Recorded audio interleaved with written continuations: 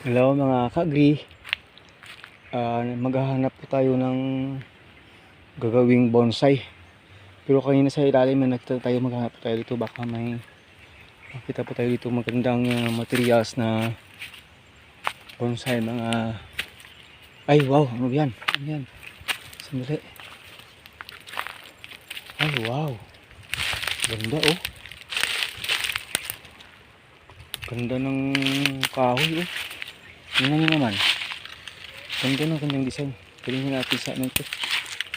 Tingnan natin sa tawag dun. Sa okay na area sa ano.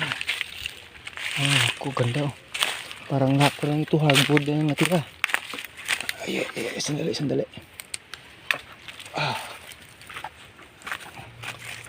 Ay, ganda. Ganda ng mga langga mga ka-agri. Tingnan nyo oh. Ano?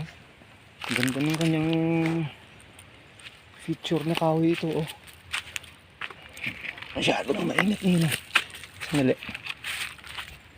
Ano pwedeng gawin dito? Oh man, iuwi ko ito at kasakali linisan.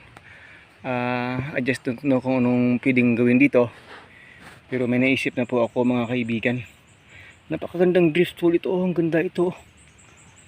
Ito ay talagang remains na talaga ng mga hardwood na ito. Yan kung makikita ninyo, lilinisan natin ito. Iuwi ko ito lilinisan at saka lagyan ng kunting paint. Kaya ng tubig talaga, lilinisan talaga ito.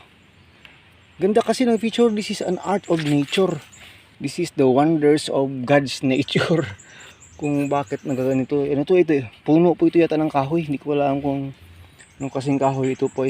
Ilalim po yan dito. Na pinutol po yung kanyang puno talaga.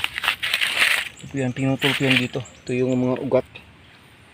Ganda ng kanyang design mga langga oh, yan. Sige po, dugtugan po natin dito kung anong pwedeng gawin natin dito mga kaibigan, mga ka-agri.